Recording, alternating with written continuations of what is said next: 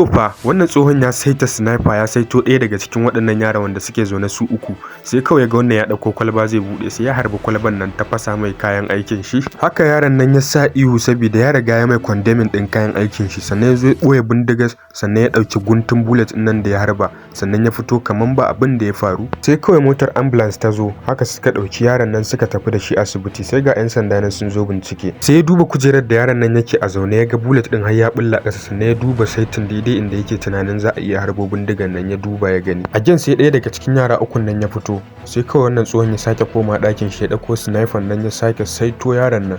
Yaron nan yana cikin mota, kawai sai ya saita tankin motar nan sannan ya harba, kawai sai motar nan ta kama da wuta. Haka aka ciro yaron nan, duk wuta ta kama shi, ga duwawun shi nan sai ci yake da wuta. Aka zo dai ana kokarin kashe wutan nan, mutane suna ta dariya suna cewa ai dama yaran nan ba sa ji. Shi kuma dan sanda binciken na ya rikita mai kai, ya rasa ta ya gano.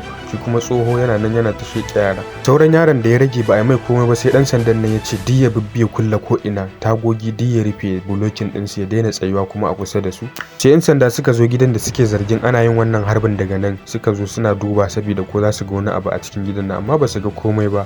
To kawai sai wannan matar tsohon nan ta zo gidan nan saboda ta karɓi mukullinta, sai suka ce to za su bi ta ita ma su je gidanta su bincika. Sun zo sun fara bincike a gidan nan, suna bincike ko ina. Shi kuma tsohon nan da ya ga za a buɗe akwatin nan sai ya fara jin tsoro. To amma sai dai da aka buɗe akwatin ba a samu komai ba a cikin akwatin nan. Amma shi dai dan sandan nan bai yarda da tsohon nan ba, yana zargin shi sosai. Sai kawai mai irin bugun cikin nan na 'yan sanda, man ya gano shi, yace me yasa kake kashe yaran nan? Sai ya ga mai ai ba zai kyale su ba, duk sai ya gama da su. Sai tunanin an yi wa yaran nan abin da ya tafi gidansu, ya je yana duba saboda ya ga me aka yi mai, ya ga kofa a kulle, kawai ya ji an harbe shi a cikin shi. Haka aka tafi da shi dai, ashe yaron nan ne ya harbin nan ba tare da ya sani ba, kuma yana kokarin kare kanshi ne, ya dau bindiga.